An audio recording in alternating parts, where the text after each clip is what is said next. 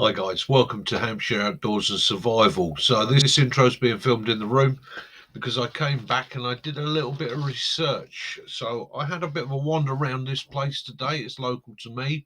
I've known it's been there for a few years and I thought, well, let's go and have a look round. I've never actually been in there and had a proper look. Fantastic. So I'll give you a bit of the history of the place. In 1939, this was the base for the Royal Canadian Engineers in the UK, obviously through the wartime years. 1947, it became number 9 Training Regiment Royal Engineers. Okay.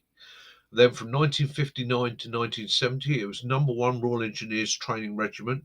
The camp closed in the mid-70s, was used as a training area, so they took the buildings down, let it become more natural, used it as a training area until 2017, when the council there, Hart District Council, took it over, or I don't know, they bought it off the MOD or took it off the MOD, but they turned it into a recreational area. So I had to wander around there, and there are all sorts of features in there which I wasn't even aware of when I first started, until I bumped into a lovely gentleman, Kerry Simmons, I believe was his name. He was out there walking his dogs, bumped into him because he's got a border terrier, and of course I love border terriers. Had a chat to him, and it turned out that he actually trained there many years ago when it was still a military camp. He was in the parachute regiment and got sent there on a Royal Engineer course. So he managed to fill me in on what some of the features were, and hey, let's go and have a look, guys. This is Hampshire Outdoors and Survival. Welcome to Southwood Camp. So today I'm having a little wander around a place that used to be excuse me, a Ministry of Defence training area, and when the Ministry of Defence decided it was no longer of use to them, or wasn't of practical use, it was taken over by the local council and turned into a little country park, 70 acres. So it's not massive by any stretch of the imagination, but it's quite pleasant. It just goes to show that even in the middle of a town, or on the edge of a town, or in a big town, yeah, you can find places to get out and about. Now, there are restrictions here. First to admit it, no fires, no camping. So no, I wouldn't come here and overnight. I wouldn't come here and set up for a stealth camp, because at the end of the day it literally says don't, and yeah, that can be a bit much, but again, it's what the people that spend the time and the effort to manage this place and run it do. However, I just thought I'd come out, have an explore around and see if some of the features... Look at that.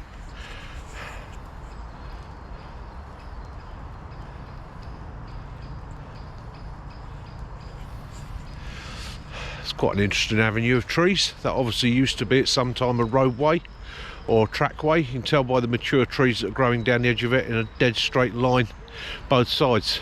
It's probably originally part of the original camp. If you like this video, I also know of 2 or 3 other disused camps that were taken out of service, spread over the southeast of England, and I think 2 of them I can probably get permission from the MOD, who still use them as a training area, to actually take you out and have a look round, and they are very nice, very interesting environments. If you like that sort of thing, comment. Oh, excuse me, wandering around with the camera and put your finger in front of it. Comment, let me know, and I'll endeavour to get out there and have a look. Anyhow, it's a damp 5-degree day, and as we see, remains of MOD training. So that was a scrape.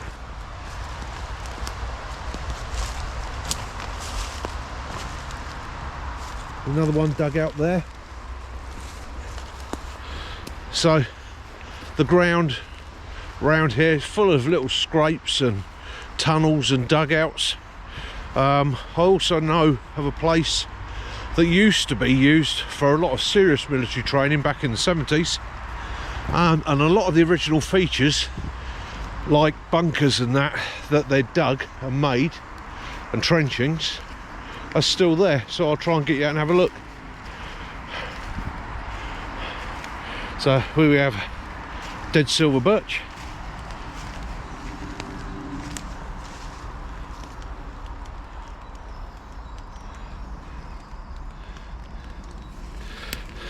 Obviously I'm not going to take anything because again this land here is set aside for conservation, and interfering with that would be illegal, damaging, and I've got no requirement for it.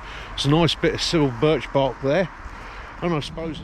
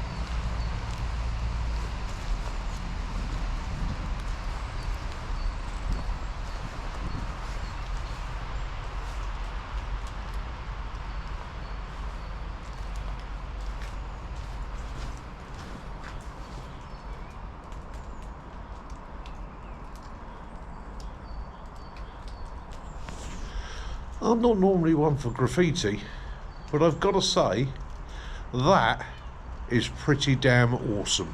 You know, that is the sort of graffiti that I like to see. That is a piece of artwork. I know some people are going to say, but I tell you what, that I think is brilliant.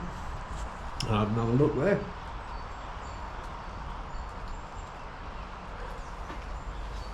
Let's have a little look.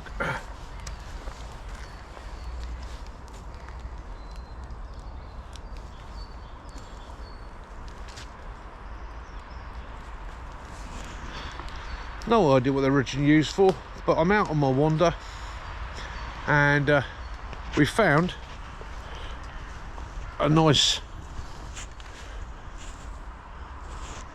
structure, and I think I'm probably going to set up here for a brew. Now, they do not allow fires here, and I knew that. So I brought out a little stove with me, which I'm going to set up in a very safe environment to make a cup of coffee, maybe my lunch, and then we'll carry on having a look round. But again, it's about responsibility. So if somebody came out and saw me, a ranger or somebody from authority, you could turn around and say, look, you know, being safe and practical, and I'm going to be here all day, no risk to the environment. And that is the problem. If you turn around and say, yeah, we allow campfires, cooking and so on, then people always take it to an extreme. People then start sort of bringing out barbecues and things like that, and it raises a fire risk, which obviously you don't want. And this area is used by a lot of people, a lot of dog walkers and that, because it's stunning.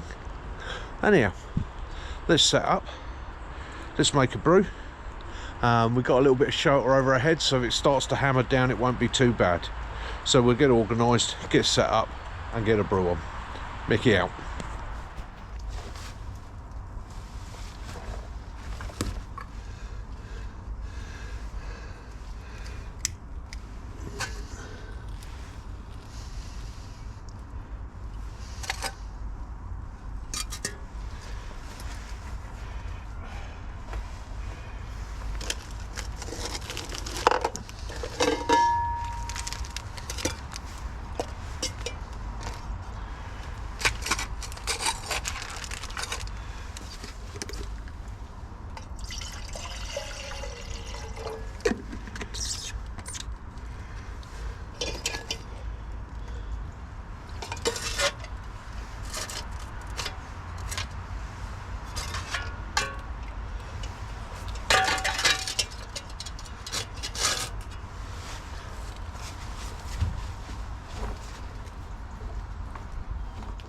Right. So while we're here, bear in mind it's been cold the last few days, let's have a quick talk about being sensible, surviving in an outdoor environment and an emergency procedure. Let's go back to some survival training. So it's quite simple. In my bag, as you've already seen, I carry my emergency survival kit, which I take up on the moors, the hills, the mountains with me to deal with any situation that may occur. Now, one of the things that can come up, and we keep coming back to it, is hypothermia. So it's a simple procedure, and this also shows you why I like the survival bag over the survival blanket. So take this scenario. I find myself out on the moors, on the hills. Could be winter, could be summer, but the conditions have become bad and I'm starting to suffer with the cold. Okay, my layer system's letting me down. I may have become wet.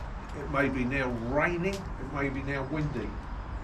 So I'm in that awkward situation of how do I get by? And I do apologise for the echo being under this structure.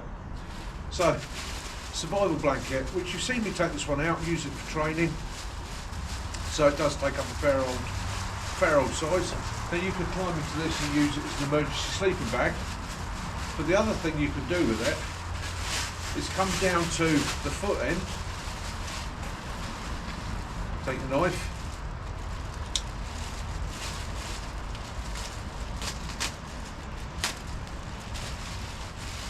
cut a hole in the top,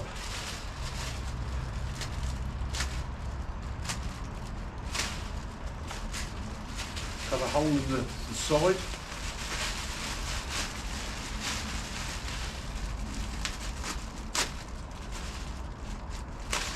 cut a second hole in the side, and at that point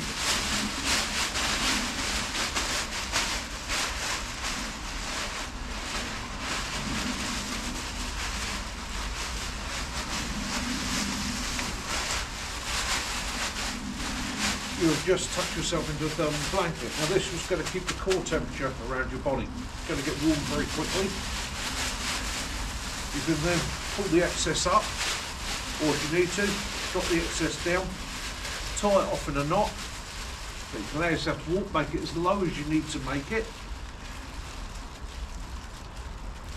Obviously allowing your legs to move.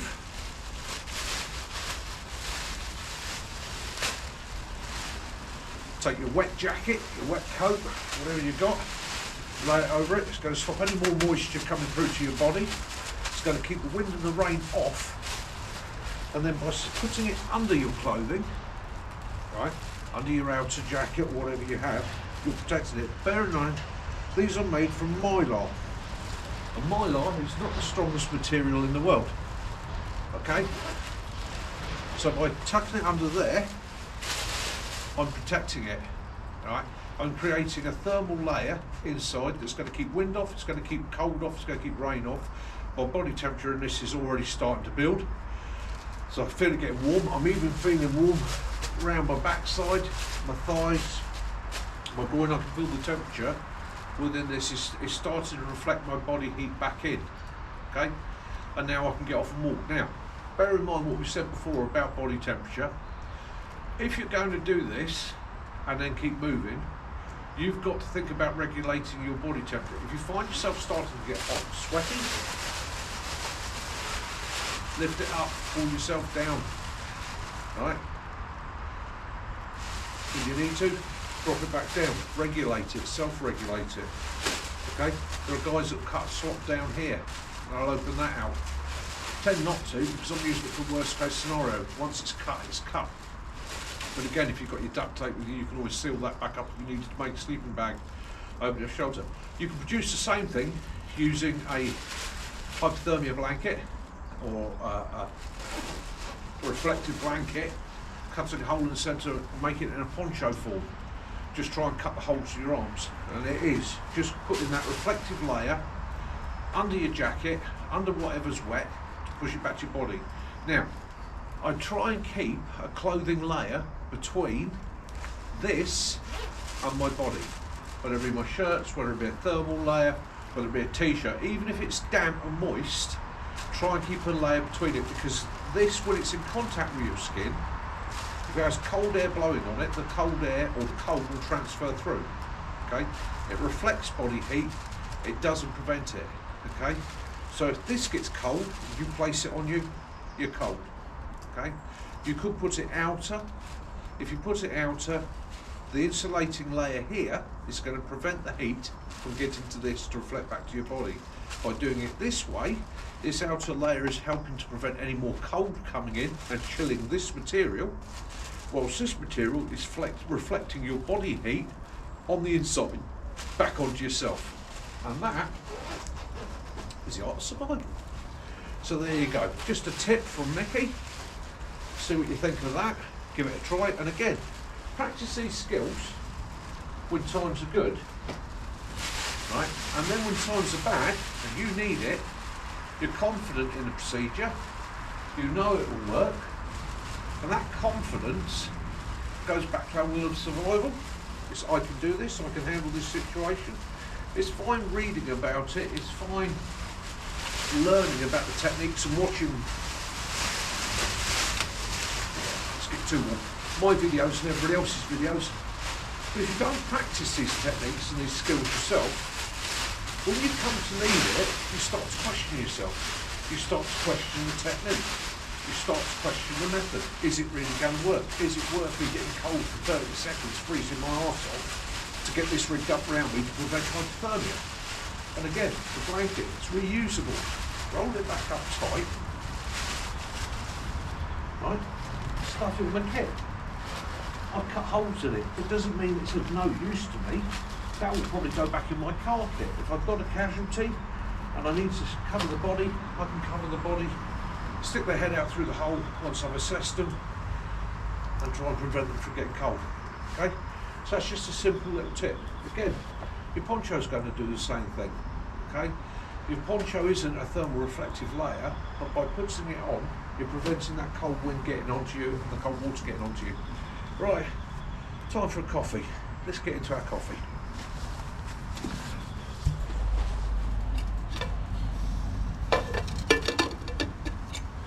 Well, on the Trangiers worked quite nicely. That's boiling away like a good one. Got our cup. Now, one thing I'm aware of is moisture dripping off of here, off the top, and dripping down here. Hence, I've put the lid on today.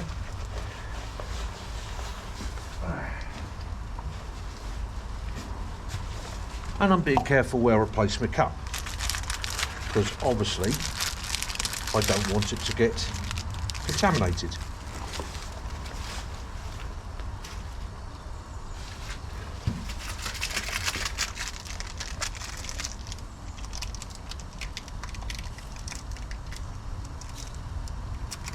Tell it's cold by the way the steam's hanging around.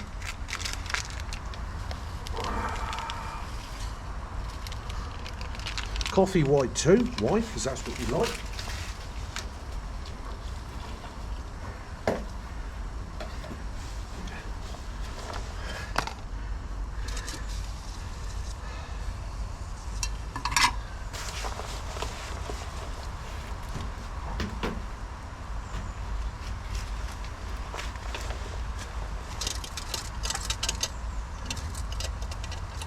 Check that's not too hot. Tip that into that. Nice. Cup of coffee. I'll take my, let's see, using the Swedish dirty can. Again, for cooking on, making a cup of tea. Got the snuffer on. That's out. Safe environment. And again, as I'm always preaching to you guys, don't be daft. Assess where you're going for the day. Take a system that's going to work for you and be safe for that environment. I'm not in a survival situation today, so I don't need to really push it to extremes. That's nice and warm. Hang your socks over that now with your gloves. There's no flame, okay, but that's nice and warm. That will dry your gloves, dry your socks, dry whatever you need. Okay, get into the coffee.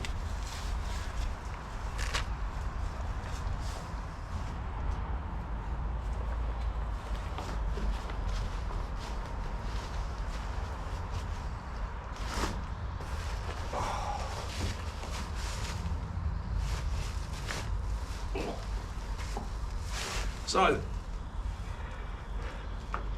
we're out and about, enjoying ourselves, having a nice cup of coffee out in this beautiful bit of ground. So again, when you come to places like this, think about how you set yourself up. See, think about how other people are going to perceive you. Try not to intimidate, terrify. I've not brought out my bushcraft knife with me today, my axe. I'm not carrying all that on my bag, carrying a simple little bag. My tripod's out on the outside of my bag. I've got a UK legal penknife in my pocket. I've got a brew kit with me just in case I need it. I've got food in case I got stuck out here or I wanted to have a meal out here. I've got a poncho, it's a waterproof layer. To the ladies that saw me getting out of my car, throw my pack on my back and have a walk out here, they probably thought I was a bird watcher. Okay? Alright. So moving on from there, as you see, no traces left. So we'll go have a bibble around the woods here, have a look, see what we can find. Now, what there is here, a lot of silver birch, quite a bit dead standing silver birch, a lot of polypores. I'm looking for cramp balls more than anything, see where they're coming through. Or King Alfred cakes. I've not to harvest from here, obviously, because it's a conservation area. That would be very, very naughty. However, just to see how they're doing. And as I say, this was once a military training camp, probably during the Second World War. And nature's reclaimed it. Often wonder what would happen to the world if man disappeared tomorrow. How long it would take for nature to reclaim, and how quickly the traces of us would disappear. It's quite interesting. But yeah, let's go for a little wander around the woods. Another nice example how things can coexist. Okay, take a bit of land like this, it's not really got a lot of use, turn it into a conservation area. Your wildlife's going to manage. You have areas where you ask people to tread lightly or even not go into from a conservation point of view, but also you can create an off-road cycling track. Now, I'm not a cyclist, never have been, not my sort of thing. However, I can understand how people enjoy it, how it becomes their hobby and their pastime. It's good for fitness. The only argument I've ever had with off-road cyclists is asking them to be a little bit more patient, because my wife's disabled. You can't always get out of the way as quick as they want, and tinging your bell as you're coming up behind me at 30 miles an hour isn't really going to endear me to you, yeah, especially as I'm partially deaf, so quite often I don't hear it, and then they get angry and they shout rude words at me, and that, yeah, sometimes ends up with me pushing them off their push bike, purely in a non-aggressive manner, you would understand.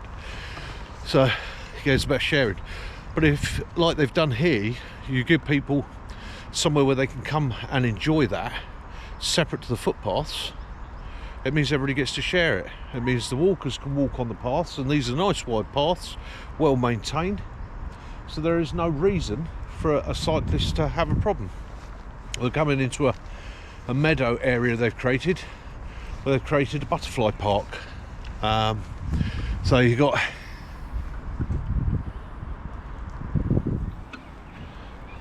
which is obviously a military structure. At some time it's been revetted with corrugated metal and pickets that have eroded away into the ground. So that was probably 40-50 years ago. Let's go and have a wander around the wetland area and the butterfly park. Let's go and have a nose. And there are plenty of dogs running around here, thoroughly enjoying themselves. Absolutely stunning. They're enjoying it. It's a wonderful little spot. It gives me somewhere. I'm probably going to bring the wife out here because she could access this on a mobility scooter. It's a lovely little place to be. So we've got a little wetland area here.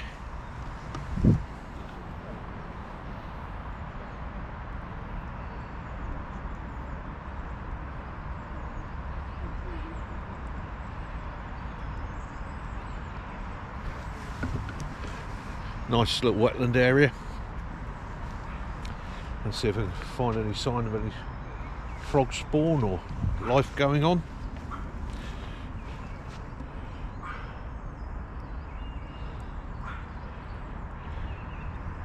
Plenty of water droplets dropping into it. I can see a couple of, there's a water boatman there, so that's a good sign for it.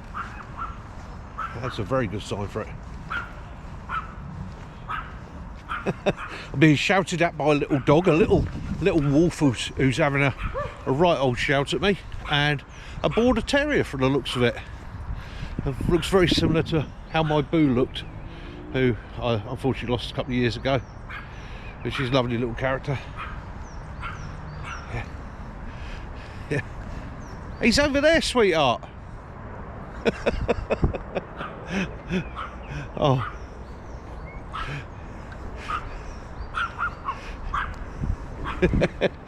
Yeah, a little border terrier. Is it okay if I say hello? Hello, sweetie. Yeah. You're a lovely little border, aren't you? Yeah, you have your sniff. One of my favourite breeds, border terrier. Had 3 of them for many years. Absolutely loved them. There's a little Chihuahua wolf. He's telling me to stay away from his master, and how he'll tear my leg off and feroce me if he needs to. So, I'm still on my walk. However, I've just bumped into a gentleman. I'll mention his name, his first name, Kerry, ex-para-reg, who did all his training out here many years ago, a bit before my time. I wasn't para-reg, by the way, but a bit before my time, and he filled me in because he trained on this camp. So this was a Royal Engineers camp. Thought it might have been. The structures that we were in a while ago, they were demolition training structures. Okay, so they were designed so that you could come and practice blowing them up. This water area here,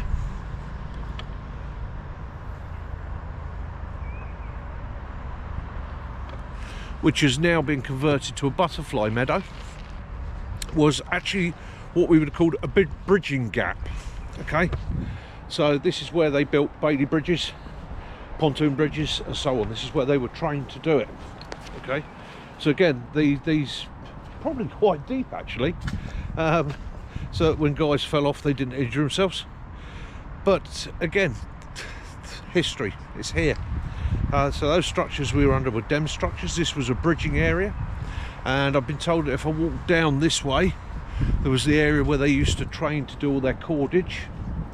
There was recovery areas.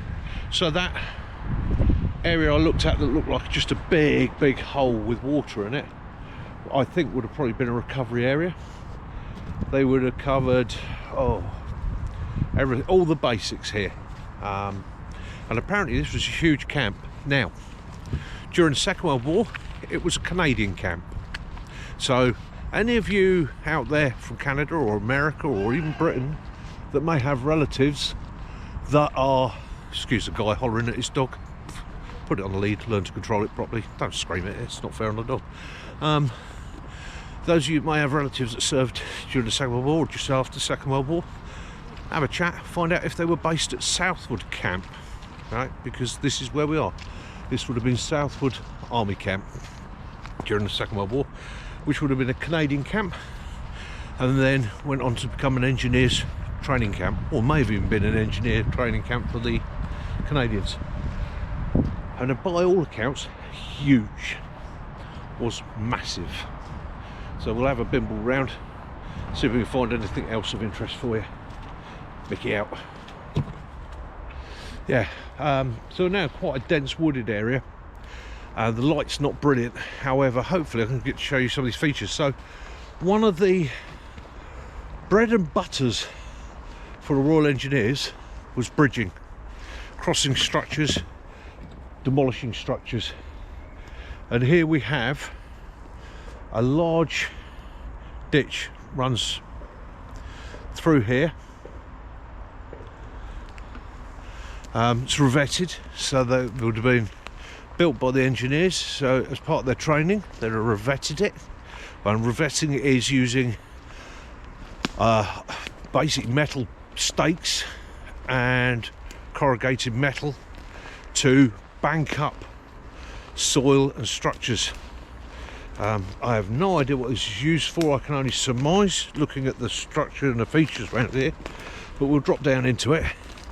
So you can see use of railway sleepers, corrugated metal, wire and pickets.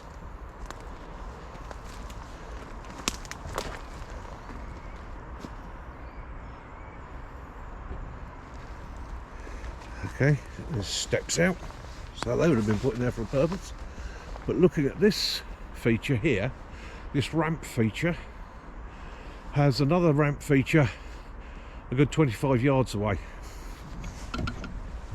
That, I think, was another bridging gap. Looking at the way it was built, was probably for building larger bridges and bridging larger gaps. They may have even flooded the revetted area at the bottom just to make it more of a challenge for the guys, to make it more practical for training. And nature's taken over.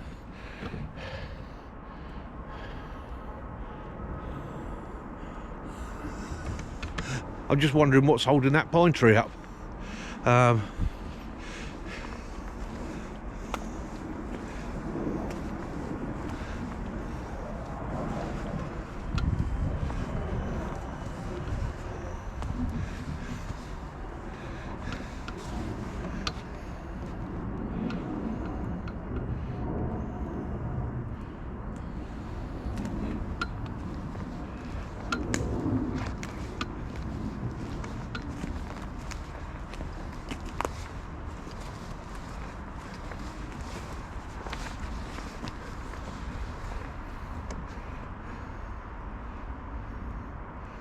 Probably been an anchor point, so you can winch things across, move things across it. That may have even been another use for it. You can string cables and pulleys across large gaps and then practice moving materials across a gap. So if you have a blown bridge, there's systems for setting up cables and pulleys so you can ferry across ammunition, equipment, casualties and so forth, put them in stretchers, very much like a bosun's chair. Oh well, this is interesting. Might have to do a bit of research, see if I can find a bit more information about the area for you.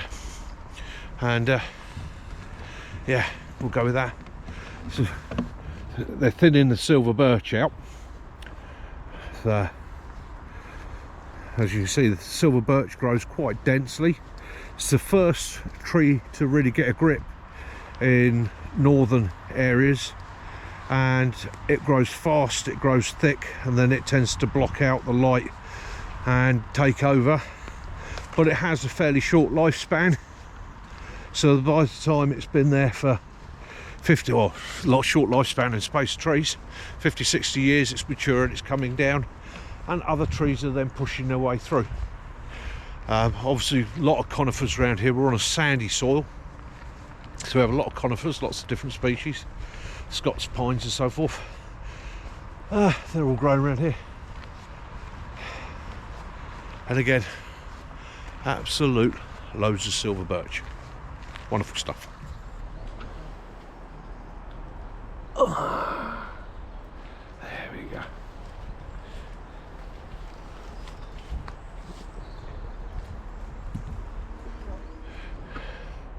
Just another one on tree identification and traditional uses for the woods and what you could use it for. So what I found is a couple of nice holly clumps. Now, holly for many centuries was harvested in the UK. It produces a wood that becomes very, very hard when seasoned.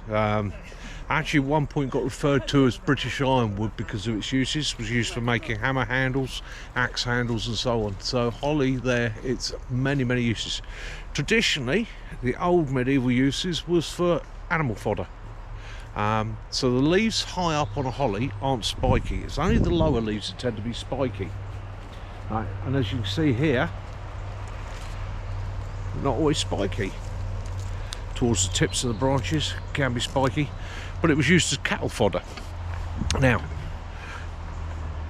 if you're going to come in and have a look at holly and identifying it, it's quite easy. Has a smooth green bark, silvery green, very similar to the beech. However, it's an evergreen, and if you look up at its structure and you look at the branches and the foliage, you're always going to be able to identify it. The other interesting thing is, it's a very, how can you put it? That's the easiest way to describe it. It's a knobbly wood. That's how I'd describe it. So we have a root ball that's been slightly exposed over the years there, and that won't affect the holly or damage it at all. But as we come up the holly, where the lower branches have been taken off and harvested over the years, it forms these nodules.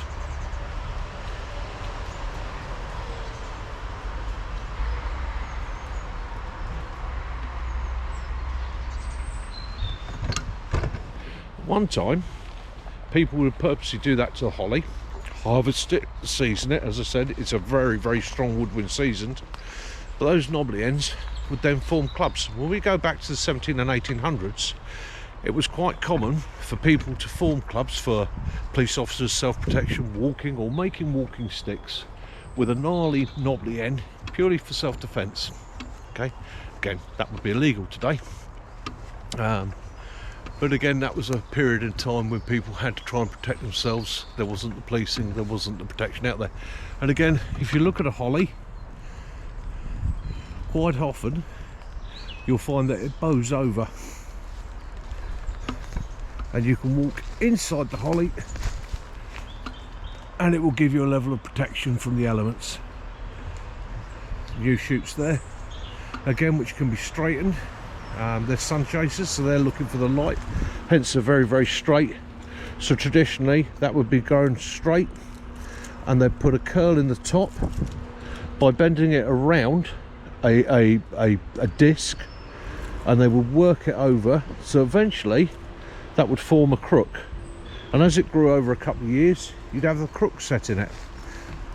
Same technique can be done with hazel, and it can be done with willow. So again, it's traditional uses or old uses, methods that have gone by with time.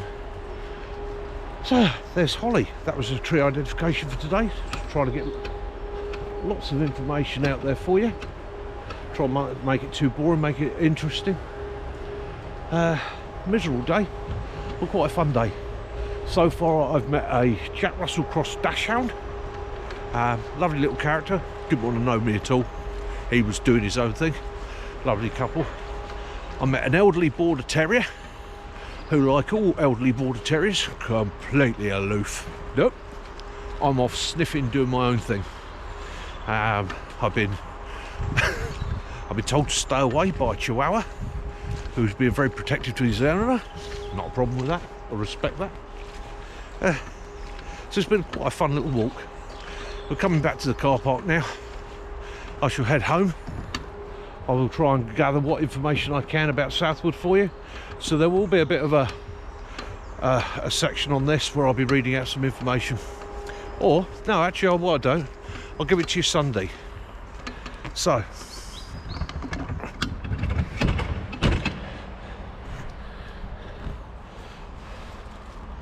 that's my video for today.